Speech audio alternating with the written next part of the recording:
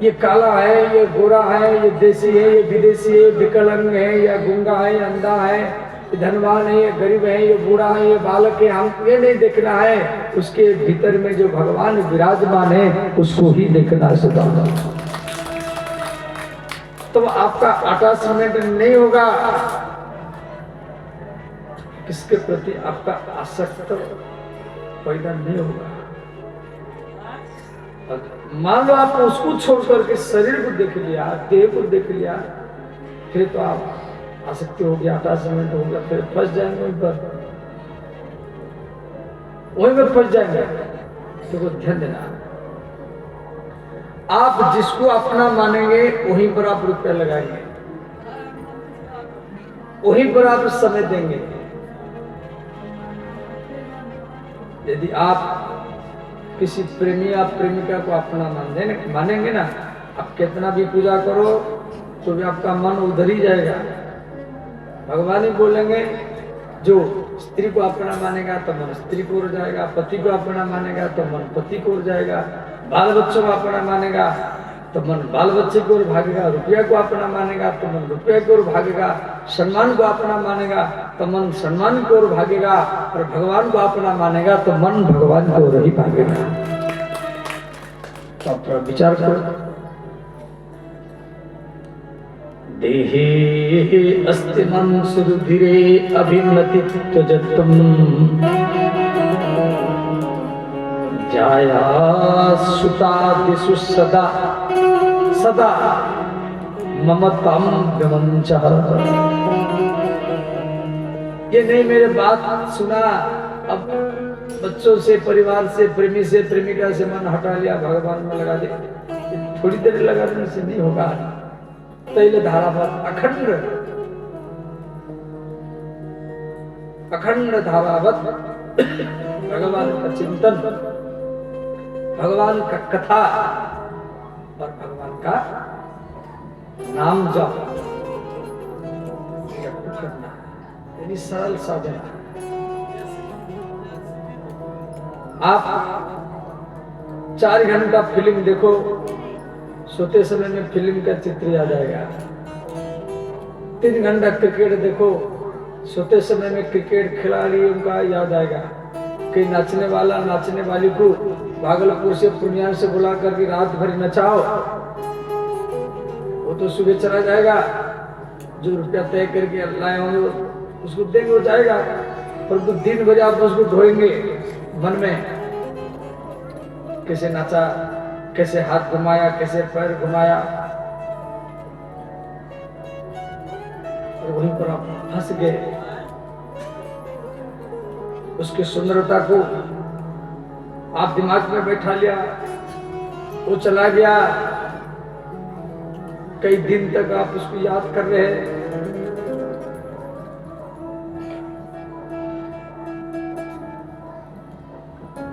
तो कई बच्चे तो ही दिन भर तो मोबाइल ही देखते रहते हैं, और क्या करते हैं, इसे खराब गंदे गंदे चित्र देखते रहते हैं, मन बिगड़ जाता है, बेचैन हो जाता है। आप 3 घंटा 4 घंटा भागवत सुनकर के जाएंगे, मन भागवत में रहेगा, पंडाल उखड़ जाएगा, हम भी चले जाएंगे तो भी आपका मन भागवत में रहेगा, और मरते समय में तो मन भागवत में रहेगा, तो भगवत धाम को ही प्राप्त होगी। व्यक्ति जिस चीज को सुनेगा, जिस चीज को देखेगा, वही इसको एकांत में मरते, अच्छा ध्यान देना, मरते समय में मैंने देखा प्राय कई व्यक्तियों को मरते समय में ये याद आता है, मैं चला जाऊंगा, मेरे बिना मेरे बच्चे अनाथ हो जाएंगे, ये मेरे नाती पोता ये मेरे बिना कैसे रहेंगे, ये घर को कौन संभालेगा। ये प्राय 90% व्यक्तियों का सोच यही आता है मरते समय में। जो सत्संग का अभाव, भगवान के भजन का अभाव, इसीलिए मन बाल बच्चे पत्नी तक ही रह जाता है। अब जब व्यक्ति भागवत सुनेगा, भगवान का लीला कीर्तन संतों की संगत करेगा, समझिए, तो मन धीरे धीरे साफ होता जाएगा। शादी का मुख्य उद्देश्य क्या है?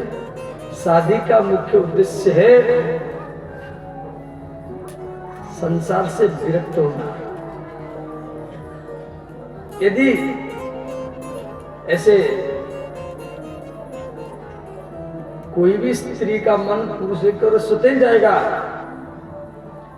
किसी भी पुरुष का मन स्त्री की ओर भी स्वतः जाएगा, परंतु पति पत्नी यदि दोनों एक साथ में हो तो दोनों का मन भगवान की ओर ही जाएगा।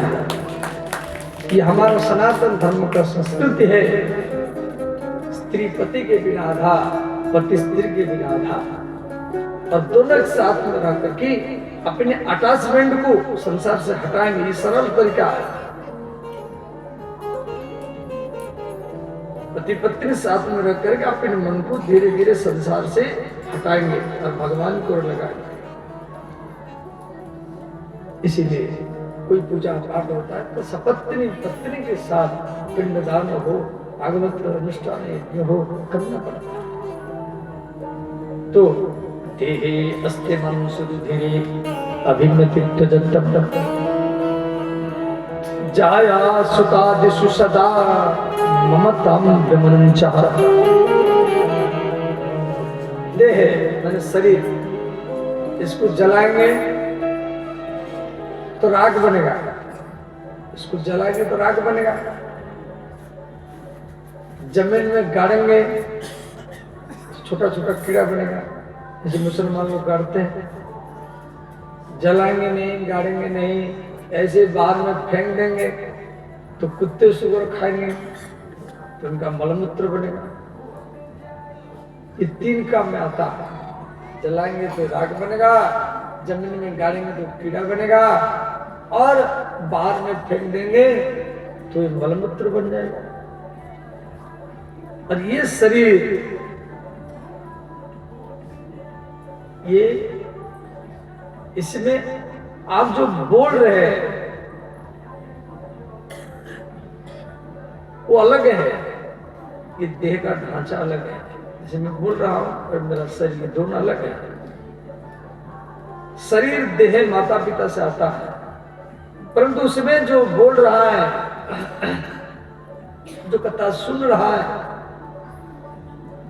वो शरीर में रह करके जो देख रहा है, जो सुन रहा है, देह में रह करके किराए की मकान, ये तो किराए का मकान है ना, ये आपका नहीं है, इससे निकलना पड़ेगा। परंतु इसमें जो देख रहा है, बोल रहा है, सुन रहा है, वो माता पिता से नहीं आता है, डायरेक्ट भगवान से आता है। उसको अपना मानना है, ध्यान देना है। जो शरीर में आप सुन रहे हैं, जो देह में रह करके आप सुन रहे हैं, और मैं रह करके बोल रहा हूं, तो मैं जो नाम है, मैं तो देह का नाम है। यदि देह का नाम मैं होता, जैसे व्यक्ति मर गया तो मैं वाला कहां गया, मैं कहने वाला कहां चला गया? तो देह, मेरा हाथ, ये हाथ नहीं कर सकता जब मैं हाथ, ये मेरा आ गया, मैं, मेरा हाथ, मेरा पैर, मेरा मस्तक, मेरा आंख, मेरा नाक, मेरा मुख, मेरा पेट, परंतु ऐसे मेरा करते करते जाओ, अंतिम में निचलो पहुंचो। जो सुप्रीम पावर, जो आत्मा है, मैं, सो हम, वह मैं हूं। हम शब्द का अर्थ मैं, सो माने वह आप छंद के ऊपर से, और वह मैं सबके अंदर में है, वो आत्मा के रूप में विराजमान है। उसको पकड़ना है, और वो मरता नहीं है, उसको आग जला नहीं सकता, उसको हवा उड़ा नहीं सकता। नैनम छिन्दन्ति शस्त्राणि, शस्त्र उसको काट नहीं सकता। नैनम दहति च पावक, और अग्नि उसको जला नहीं सकता। उसको अपना मानना है, वो है आप। और हम लोग शरीर को अपना मान लेते हैं, शरीर में रहिए, आप शरीर में है, ये आपका आश्रम है, ये आपका घर है। ये जो देह है ना, यही आपकी घर है, यही आपके आश्रम है। परंतु इसमें हमें रह करके भगवान का भजन करना, भागवत कथा सुन करके भक्ति ज्ञान और वैराग्य को प्राप्त करना, यही शरीर का फायदा है। परंतु इस शरीर में आप रह करके और फिर आप रुपया है, पत्नी है, पति है, बच्चे, इसको अपना मान लेंगे तो फिर वहीं पर फंस जाएंगे। फिर संसार कभी किसका साथ नहीं दिया है, देगा नहीं। तो ये पहला श्लोक का अर्थ है। दूसरा श्लोक, अन्य स दोष गुण चिंतनमास्मत्वा सेवा कथा रसमो नितरां। अन्य से दोष गुण चिंतनमास्मत्वा, किसी भी व्यक्ति का दोष नहीं देखना और ज्यादा प्रशंसा भी नहीं करना। जो प्रशंसा करेगा वो निंदा भी करेगा, इसलिए निंदा दोष में दूर रहना है। दूसरे का निंदा करेंगे, सारा पाप आपके ऊपर आएगा। आप जिसका निंदा करेंगे उसका पाप आपके ऊपर आएगा। और आपका निंदा कोई दूसरा कर रहा है तो आपका पाप उसके ऊपर जाएगा। साधु लोग देखो, साधु लोगों बहुत लोग प्रणाम करते हैं। साधु वेश में तिलक है, जटा है, लाल सफेद कपड़ा पहना, तो हम सब प्रणाम करेंगे, तो साधु है। तो साधु लोग को जब प्रणाम करते हैं तो साधु का पुण्य आपको आ जाएगा। आप प्रणाम कर रहे हैं, चरण छू रहे हैं, समाज साधु का चरण छूता है, सब करता है, तो उसका पुण्य उसको मिल जाता है। और कुछ लोग साधुओं का निंदा भी करता है, साधुओं का निंदा भी करता है। तो साधुओं का जो निंदा करता है तो साधु का पाप वो निंदा करने वाला के पास चला जाता है, प्रणाम करने वाला के पास में पुण्य आ जाता है, और निंदा करने वाला के पास में पाप चला जाता है। और पाप और पुण्य से व्यक्ति जब विमुक्त हो जाता है वो सीधा वैकुंठ धाम को ही प्राप्त होता है। ये बात ध्यान देना, पाप करना गलत है और पुण्य करना भी गलत है। ये बात को आम समाज में बोलना नहीं चाहिए, परंतु मैं बोल रहा हूं। ये विशेष धर्म है। पुण्य करेंगे तो भोग मिलेगा, इंद्र बनेंगे, वहां भोग मिलेगा। राजा नहुष की कथा भागवत में दिया गया है। वो पुण्य क्या था, यज्ञ क्या था, इतना यज्ञ क्या था, उसको इंद्र पद मिला। और इंद्राणी को देख करके इतना अटैचमेंट, इतना आसक्त हो गया वो, तो उसमें इंद्राणी को से मिलने के लिए एकदम आसक्त हो गया। तो इंद्राणी गुरु बृहस्पति के पास गई, बोले गुरुजी मेरे पति इस समय इंद्र को छोड़ करके चले गए कि उनको ब्रह्महत्या हमला किया, और ये नहुष इंद्र बना, ये हरदम मुझे पाने के लिए इसके मन में लालसा है। तो गुरु बृहस्पति बोले काम करो, इसको बोलो जो सप्त ऋषियों को पालिकी में लगा करके, जैसे पालिकी ढोते ना, कहार उसको बोलते, कहार, सप्त ऋषियों को कहार बना करके और उसी पालिकी में बैठ करके आ गए। तो इंद्राणी बोली ठीक है, आप मेरे से मिलना चाहते हैं, क्या काम करो, आप सप्त ऋषियों को पालिकी में लगाओ और उसी पालिकी में आप मेरे पास आइए, मैं वहां बैठा रहूंगा। तो इंद्र में इतना आसक्त है तो पालिकी में बैठा है। अब ऋषि लोग तो पालिकी ढोएंगे, उनको थोड़ी पालिकी ढोना आता है। वो लड़खड़ाते जब ढोते, कभी इधर कभी उधर, कभी उधर कभी उधर। ऋषि लोग को जो कभी सप्त ऋषि को भी कर्तु पुलस्त्य अत्रि अंगिरा वशिष्ठ मर्जी, जो जीवन में कोई पालिकी ढोया नहीं है, और वो सब पालकी ढो के ले रहे कार बन करके। तो ये थोड़ा इधर उधर, कभी विलंब करना, कभी नीचे हो जाना, कभी थक जाना, हम थक गए, और दूसरी बाबा लगाता है, पालकी ढोता है। इंद्र ने क्या किया, ऊपर बैठ करके अपने पैर की लात से सप्तऋषियों के माथे में लात मारा। शराब शराब, जल्दी चलो जल्दी चलो, इंद्राणी मेरे इंतजार में बैठोगी, आप इतना विलंब कर रहे, जल्दी चलो जल्दी चलो। और साधुओं को सिर पे लात मार रहा है। अंतिम में साधु लोग अभिशाप देते हैं, तो सर्प बन जा, तो सांप बन जा। तो राजा इंद्र फिर सर्प बन गया। बताओ, एक व्यक्ति करोड़ यज्ञ करके इंद्र पद प्राप्त किया और फिर वो सर्प बन गया, तो फिर ऐसा पुण्य करने से फायदा क्या? इसे पुण्य करने से क्या फायदा है? ना हमको पुण्य चाहिए ना हमको पाप चाहिए। मैं कर रहा हूं ये शब्द तो हटा देना है। जब मैं कर रहा हूं तो वहां पुण्य आ जाएगा, वहां पाप भी आ जाएगा। नहीं नहीं, जो कुछ हो रहा है वो भगवान के द्वारा हो रहा है, ये भाव ही अपने भीतर आना चाहिए।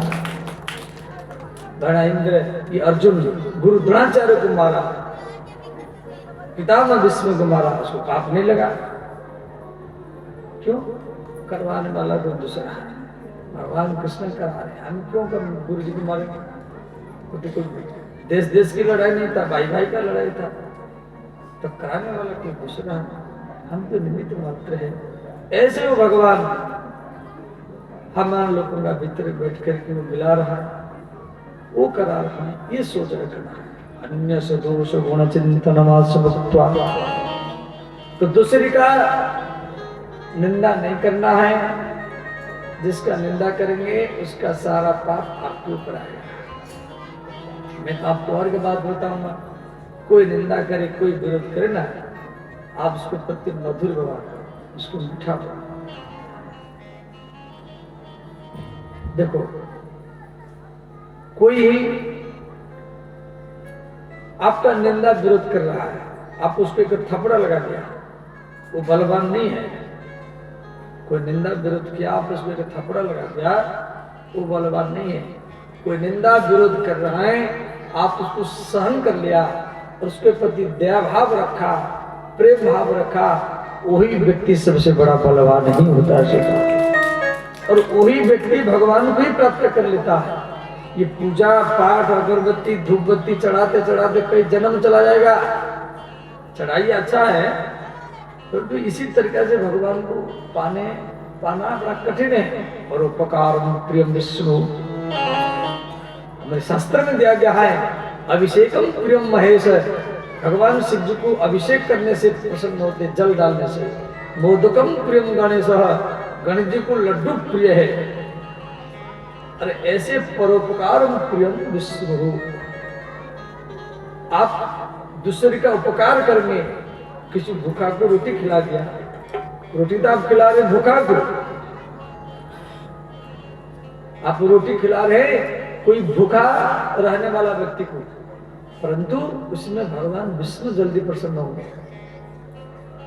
कोई गरीब व्यक्ति है, ठंडा का समय कंबल दे दिया या चद्दर दे दिया, तो उड़ा रहे हैं आप एक गरीब व्यक्ति को, महादलित को, पिछड़ा को, अति पिछड़ा को, जो बोरी फटा बोरी बिछा करके, फटा बोरी ओढ़ करके सोता है, परंतु वो भगवान विष्णु को पर चद्दरता की बन जाएगा।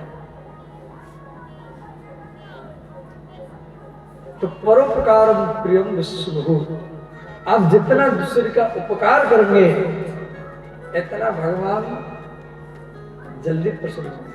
हम सोचते क्या, पूजा पाठ कर रहे, भगवान आपके पूजा के अधीन नहीं है।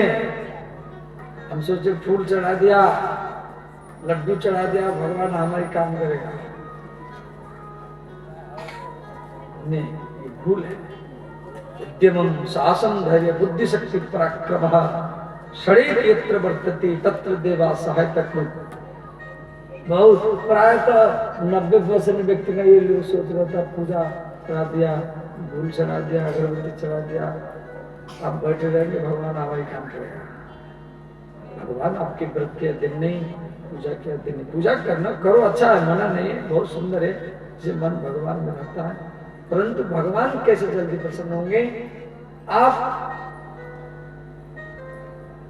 कोई चींटी भी हो, मान लो कोई चींटी पानी में या लैट्रिन में बैठे कि चींटी उसमें तैर रहा है, मरने वाला है।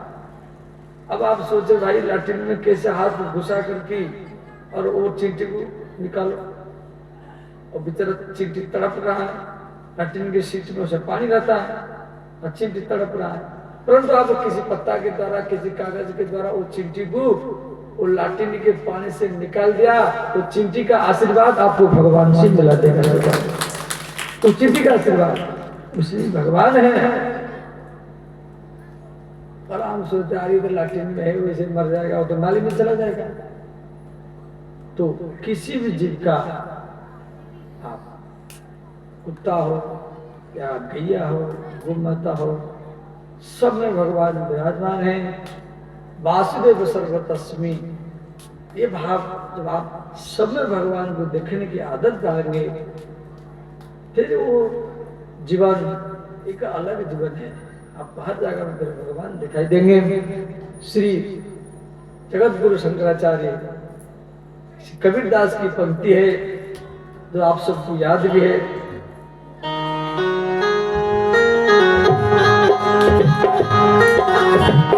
हर हर महादेव।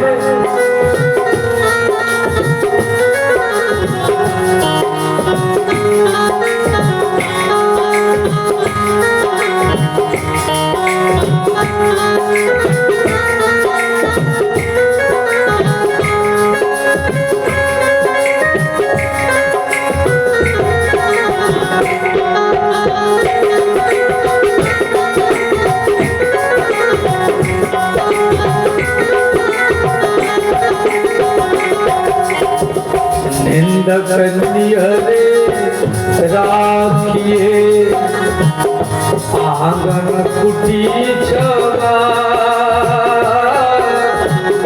निंदक हरे राखिए आंगन कुटी छवा,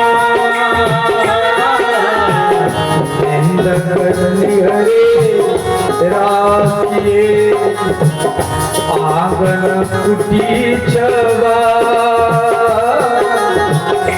निंदक हरे राखिए आंगन कुटी छवा,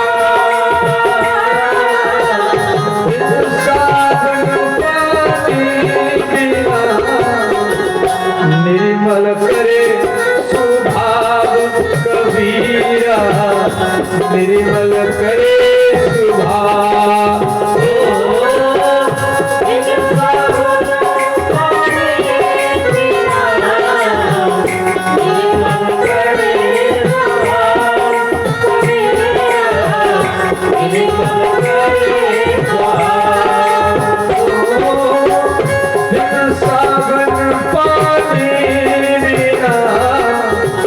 निर्मल करे स्वभाव कबीरा, निर्मल करे स्वभाव।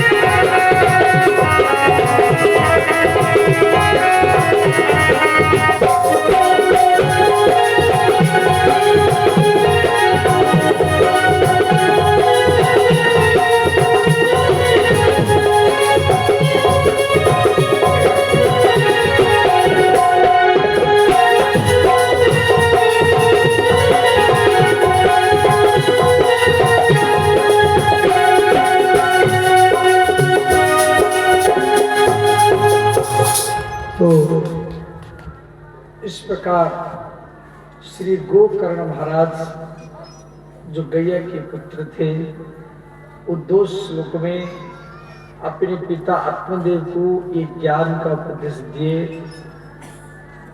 ब्राह्मण आत्मदेव को वैराग्य उत्पन्न हुआ, वो घर द्वार छोड़कर के चले गए। चित्रकूट में भागवत के 10वें स्कंद को पाठ करते हुए वो भगवत धाम को प्राप्त हुए। तो गोकर्ण महाराज वो भी घर द्वार छोड़कर के आपके बिहार में गया तीर्थ में वहां करके भजन किए। गोकर्ण तीर्थ गया में आप कभी गए होंगे, वहां गोकर्ण तीर्थ भी है, फल्गु नदी है, तो वहीं पर वो भजन ध्यान आदि शुरू किए। इधर जो धुंधुकारी था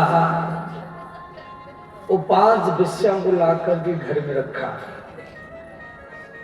अब 5 पत्नी को चलाना, रुपया चाहिए, कपड़ा चाहिए, तो इधर उधर लुटना, चोरी करना, गुंडागिर्दी करना। अंत में 5 वेश्या मन में विचार किए, कभी कभी ना कभी पकड़ा जाएंगे, ये पकड़ा जाएंगे तो हम ही पकड़ा जाएंगे, इसलिए इनको मार दिया जाए। प्लानिंग कई दिन से हो रहा है। किसी व्यक्ति को मारने के लिए प्लानिंग भी करना पड़ता है, और 1-2 दिन का प्लानिंग नहीं, कई महीना से चल रहा है। कैसे मारे, इनको बहुत प्यार दो, प्यार में उसको खाट में बांध दिए, हाथ पैर बांध दिए, वो चिल्लाया बचाओ बचाओ। अब कोई बचाओ बचाओ बोलेगा तो अगल बगल में तो आवाज सुनाई देगा। ये क्या किया, तुरंत उसके गला को दबा लिए, फिर वो चिल्लाया तो उसके मुख में जलता हुआ आग। उसको बोले ज्यादा चिल्लाएंगे तो आपके मुख में आग रखो। चिल्लाता रहा तो 5 वेश्या दहकता हुआ आग उसके मुख में भर दिए, उसको तड़पा करके मार दिए। अब कोई व्यक्ति मर गया और फिर टेंशन, तो क्या करेंगे, पकड़ा जाएंगे। तो 5 वेश्या मिलकर गड्ढा बनाए, घर में गड्ढा बनाए, उसको जमीन में गाड़ दिए। रात में सब काम चलता रहा। अब भागेंगे तो पकड़ा जाएंगे, फिर भागे नहीं। 1 दिन 2 दिन 3 दिन 4 दिन पड़ोसी पूछे भाई धुंधुकारी कहाँ गया, तो 5 वेश्या बोली हम 5 पत्नी है, तो धन कमाने के लिए वो विदेश गए हैं। अब धीरे धीरे ये सारा संपत्ति धीरे धीरे लूट करके ले गए। गांव के लोग को समझ गए ये धुंधुकारी को मार दिए, सारा संपत्ति ले गए, ना वो विदेश गया। अब ये बात गोकर्ण महाराज को पहुंचा। उस समय गोकर्ण महाराज गया में थे, तो गोकर्ण महाराज अपने भाई के लिए गया में 100 बार पिंडदान किए। 100 बार पिंडदान आप लोग करते हैं, सुधा का करके अर्पण आदि करते हैं। तो जननी जन्मभूमि से स्वर्गादपि गरीयसी, तो श्री गोकर्ण महाराज गया में तो थे, परंतु अपनी जननी माने गैया, वो गैया का बेटा है, तो अपनी माँ का वो याद किए। जिन मेरी माँ गैया है, गौशाला में रहती हैं, उसको कौन खिलाता होगा, कौन पिलाता होगा। मेरे पिताजी चले गए, मेरा भैया बड़ा दुष्ट है, और कौन ठंडी में कहाँ बांध देता होगा। गैया का बेटा है, कोई सलाह नहीं है, तो ठंडी में बोले कौन उठाएगा। कभी तो वो करना, ये धुंधुकारी पीट देता होगा। ये सब याद जब किए, चलो मैया का दर्शन करके आए। तो गोकर्ण महाराज अपना घर आए, जननी माने माँ और जन्म भूमि माने जिस जगह में आपने जन्म लिया। ये बात को भगवान राम बोले वाल्मीकि रामायण में लक्ष्मण को, लक्ष्मण अपि स्वर्णमयी लंका लक्ष्मण न रोचते जननी जन्मभूमि स्वर्गादपि गरीयसी। वाल्मीकि रामायण का श्लोक है। भगवान राम लक्ष्मण को बोले थे, लक्ष्मण अपि स्वर्णमयी लंका, लंका सोने की है, लंका सोने की था, रावण बनाया था। लक्ष्मण न रोचते, मुझे अच्छा नहीं लग रहा। जननी जन्मभूमि, मुझे माँ कौशल्या जन्मभूमि अयोध्या का याद आ रहा है। ऐसे ही श्री गोकुल महाराज अपनी माँ गैया को और जन्मभूमि वो नदी के किनारे तुंगभद्रा जो नदी है उसको याद किए। तो आए तो गैया नहीं है। गांव के लोग पूछे, गांव के लोग बोले महाराज आपके जो माँ गैया को आपका भाई बेच दिया कसाई के हाथ में। गैया बूढ़े हो जाते हैं, लोग बेच देता है। और आपकी भाई 5 वेश्या को लाके रख लिया। वो तो भूत बन गया, उसको वेश्या को मार दी। तो गोकर्ण महाराज घर में खाट लगा करके लेट गए। घर में तो कोई नहीं था, खंडर पड़ गया था। और जब रात का समय आया, ये भूत ये प्रेत ये क्या करता था, कभी आवाज करता था, कभी धुम धुम आवाज करता था, कभी बकरा का रूप, कभी गधा का रूप। इस प्रकार वो रात में भयभीत किया। अगर दूसरा कोई होता तो घर छोड़ के भाग जाता। आप थोड़ा विचार करो, आप होते तो घर छोड़ के भाग जाते। परंतु गोकर्ण महाराज भागे नहीं। वो समझ गए ये कोई दुर्गति को प्राप्त हुआ प्रेत है। प्रेत जैसी दीवार में बैठेगा, दीवार गिर जाएगा। तो श्री गोकर्ण महाराज थोड़ा सा जल लिए और अभिमंत्रित करके उसको ऊपर छीटे। तो प्रेत बोलने लगा, श्री प्रेतोवाच अहं भ्राता तुद्यस्मि धुन्धुकारिति नामतः। अहं भ्राता तुद्यस्मि। जब ये गायत्री मंत्र जाप करते हुए भगवान का नाम लेकर के जल को अभिमंत्रित किए, हाथ में जल लेकर के और गायत्री मंत्र जाप करते हुए फूके जल को उसके ऊपर छीटे। वो प्रेत बोलने लगा, श्री प्रेतोवाच अहं भ्राता तुद्यस्मि धुन्धुकारिति नामतः। मैं आपका भाई धुन्धुकार स्वकीयं नैव दोषेण, अपने पाप से ब्रह्मत्वं नासितं मया। मैं आज ही ब्रह्म राक्षस बन गया, प्रेत बन गया। तो गोकर्ण महाराज बोले, मैं तो आपके लिए 100 बार पिंडदान कर चुका हूं, वो भी गया में फल्गु नदी के किनारे में पिंडदान किया। तो प्रेत ने कहा 100 बार नहीं, 1000 बार, 1000 बार भी पिंडदान करें तो मेरा सदगति नहीं होगा। मेरे लिए कोई दूसरा उपाय करो। अब गोकर्ण महाराज गैया का बेटा है, ब्राह्मण है, तो उस सूर्य भगवान के भक्त थे। सूर्य प्रत्यक्ष भगवान है जो व्यक्ति को दिखाई देता है। सूर्य भगवान को और खड़े करके मलमूत्र कुल्ला दांतुने से करना नहीं चाहिए। सूर्य भगवान को और खड़े करके जो मलमूत्र कुल्ला दांतुना आदि करता है वो कोई ना कोई रोग में बीमार में पड़ता है। सूर्य को और खड़े करके अर्पण तर्पण पूजा पाठ समर्पण यज्ञ हवन करने से आप निरोग रहेंगे। तो इस सूर्य भगवान को आह्वान किया। भगवान सूर्य को दर्शन दिए। सूर्य भगवान बोले काम करो, भागवत कथा बैठा। तो गोकर्ण महाराज तो ऐसे विद्वान थे, तो भागवत कथा बैठा है, गांव के लोग आकर कथा सुने। तो वहां पर एक 7 गांठ का बांस था। वो बांस जमीन से नहीं था, जैसे बांस का पेड़ लगाते ऐसा नहीं था।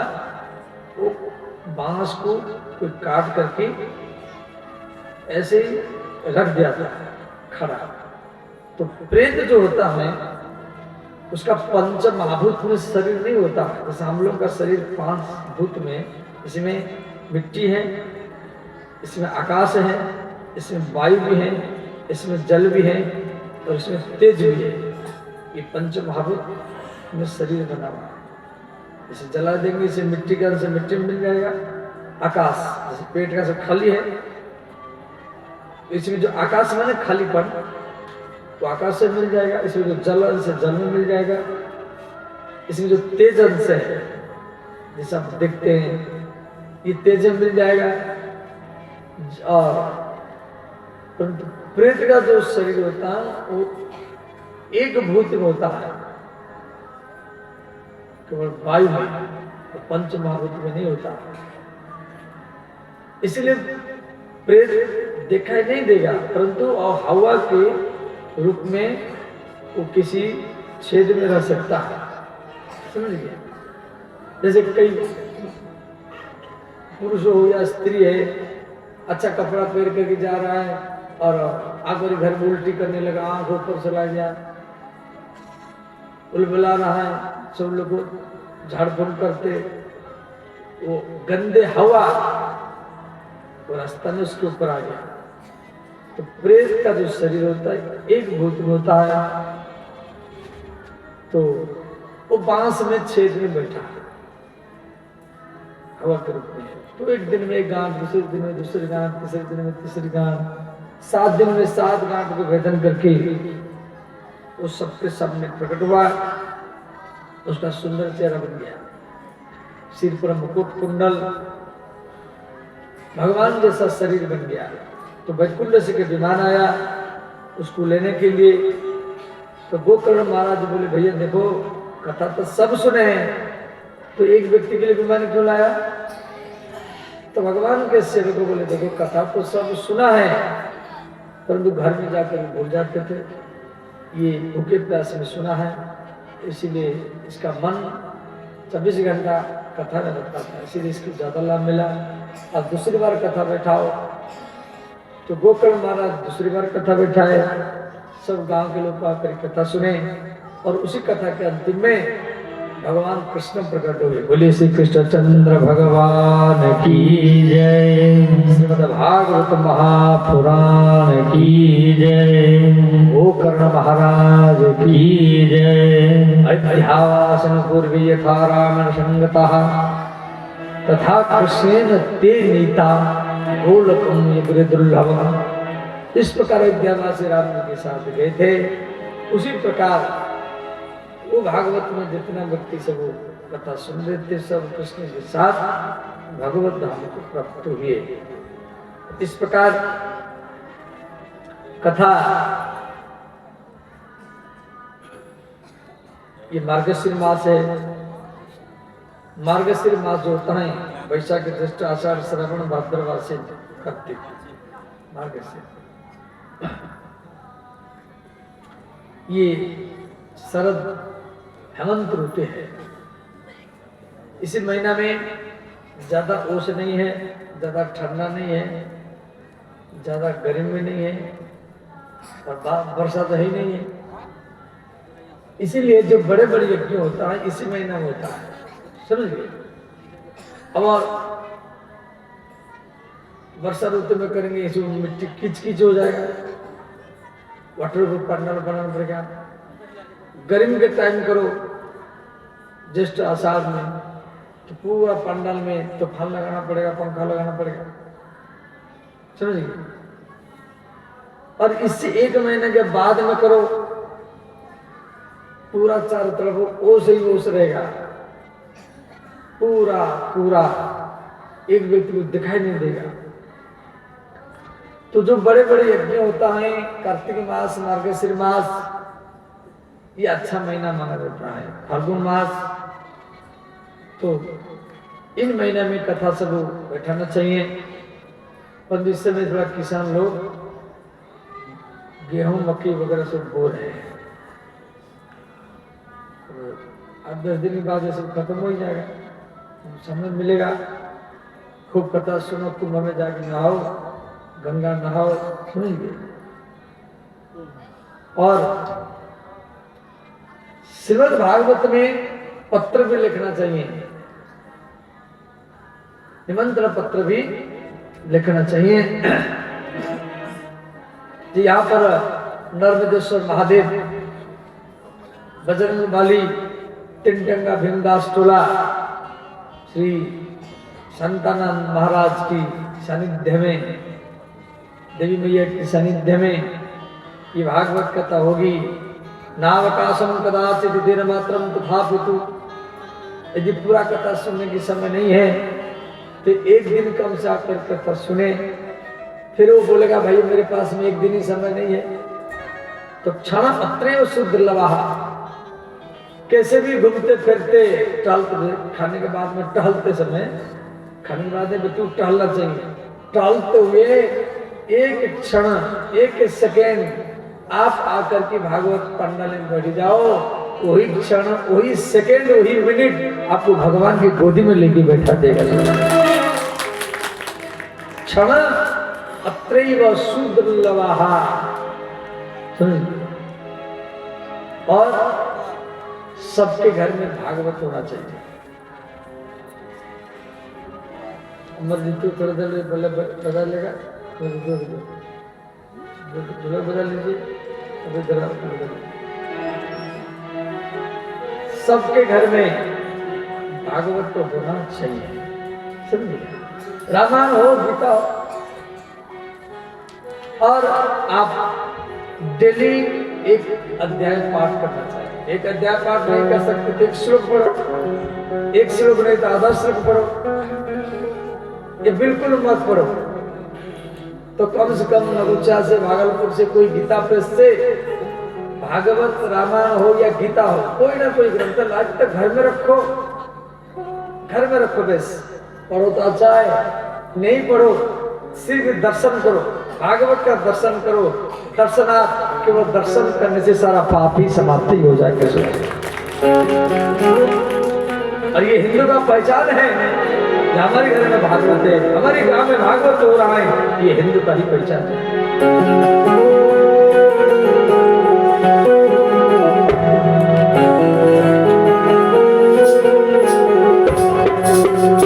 हम तो हिंदू ही हिंदू कहेंगे, राम शरण में बलि बलि जय।